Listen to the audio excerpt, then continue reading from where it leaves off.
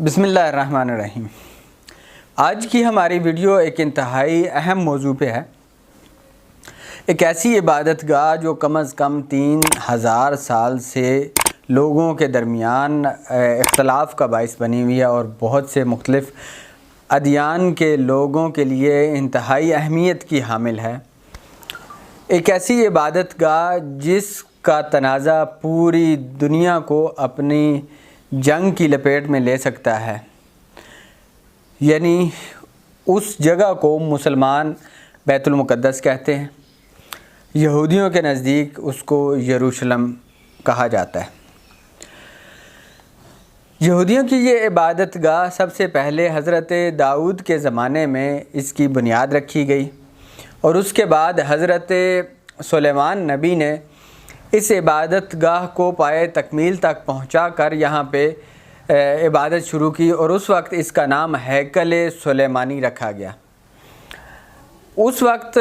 یہ جو عبادت گاہ تھی اس میں یہودی مذہب کے مطابق، بنی اسرائیل کے مطابق وہاں پہ عبادت کا آغاز کر دیا گیا، لیکن کچھ عرصے بعد اس عبادت گاہ پر دوبارہ سے بخت نصر بادشاہ نے حملہ کیا اور اس عبادت گاہ کو ویران کر کے اس عبادت گاہ کی دیواریں گرا دیں اور یہودیوں کو وہاں سے بھاگنے پر مجبور کر دیا گیا۔ یہودیوں نے اس عبادت گاہ کو دوبارہ آباد کیا اور اس عبادت گاہ کا نام معبد دوفم رکھا گیا، لیکن دوسری دفعہ پھر یہودیوں کو یہاں سے بھاگنا پڑا اور مجبوراً اس عبادت گاہ کی جگہ پر ایک گند رکھنے کی جگہ بنا دی گئی۔ اس کے بعد یہاں پہ عیسائیوں کا قبضہ ہوا اور عیسائیوں کے یہاں پہ کلیسا قائم ہوئے۔ پیغمبر اکرم صلی اللہ علیہ وآلہ وسلم کی بعثت کے بعد اس عبادت گاہ کی طرف، بیت المقدس کی طرف 17 ماہ تک مسلمان رخ کر کے نماز ادا کرتے رہے، لیکن اس کے بعد دوبارہ مسلمانوں کو حکم ہوا کہ خانہ کعبہ کی طرف رخ کر کے نماز پڑھیں۔ اس زمانے میں اس مسجد کو ذکر کرنا یا آج اس موضوع پہ بات کرنے کا مقصد یہ ہے کہ اس صدی میں جو سب سے اہم مسئلہ ہے وہ مسجد اقصیٰ ہے، کیونکہ یہودیوں نے دوبارہ اس مسجد پر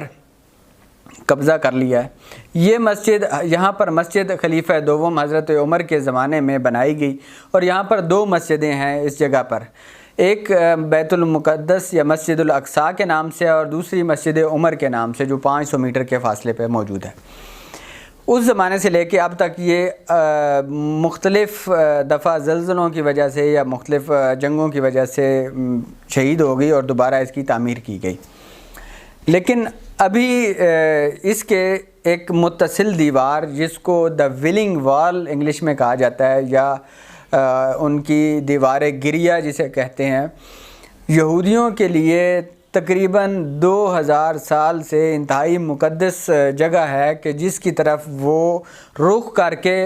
گریہ کرتے تھے اور اپنی مرادیں، منتیں مانتے تھے کہ کب وہ دن آئیں گے کہ جب ہم اس جگہ کو دوبارہ آباد کریں گے۔ تو یہودیوں کے لیے اس وجہ سے یہ ایک انتہائی اہمیت کی حامل جگہ ہے۔ اگر اس کو رینکنگ میں دیکھیں تو یہودیوں کے لیے سب سے اہم اور مقدس جگہ یہی ہے، مسلمانوں کے لیے یہ تیسرے درجے کی مقدس ترین جگہوں میں شامل ہے، یعنی سب سے پہلے خانہ کعبہ اور پھر مسجد نبوی اور تیسری جو اہم ترین جگہ ہے وہ یہ بیت المقدس ہے۔ جبکہ عیسائیوں نے بھی ایک عرصہ تک یہاں پر کلیساؤں میں عبادت کی ہے، ان کے لیے بھی یہ مقدس مقام ہے۔ یہودیوں نے اب دوبارہ آباد کاری کر کے اس دا ولنگ وال کے ساتھ اپنی عبادت گاہ قائم کر لی ہے اور وہاں پر دوبارہ اپنا تسلط جما لیا ہے۔ کچھ ہی عرصہ پہلے امریکی صدر نے اس عبادت گاہ کو یہودیوں کے لیے ان کا جو کیپٹل کا درجہ دے دیا، یعنی یروشلم کو اسرائیل کا جو دارالخلافہ تسلیم کر لیا ہے۔ اس دارالخلافہ بننے سے یہودی بہت خوش ہیں، لیکن شاید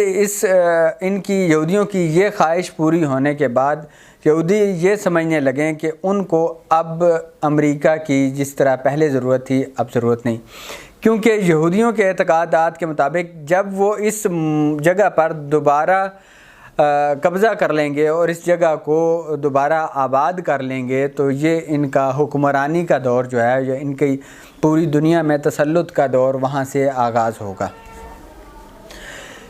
اس بارے میں بہت سی رائے پائی جاتی ہیں کہ اس جگہ کو مسجد کہا جائے، کلیسا کہا جائے یا معبد کہا جائے،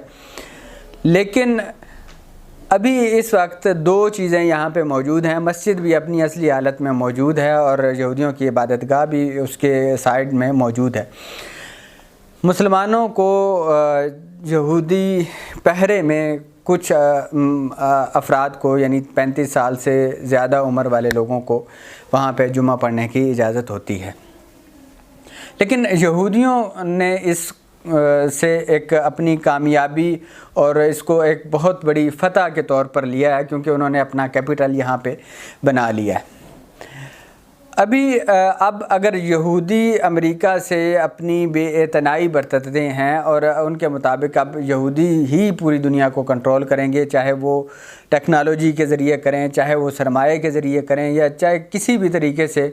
وہ پوری دنیا کو اپنے تسلط میں کریں، لیکن انہوں نے اپنی پوری تیاری شروع کر دیا ہے کہ کس طرح وہ پوری دنیا پر اب تسلط کریں گے، کیونکہ ان کے آبادی کے دور، کیونکہ ان کے اعتقادات کے مطابق جب وہ دوبارہ یروشلم کو آباد کر لیں گے تب سے ان کی جو فتح ہے اور ان کی پوری دنیا میں تسلط ہے اس کا آغاز ہو جائے گا، اور ان کے مطابق اب وہ دور آ چکا ہے اور اس دور میں وہ داخل ہو چکے ہیں۔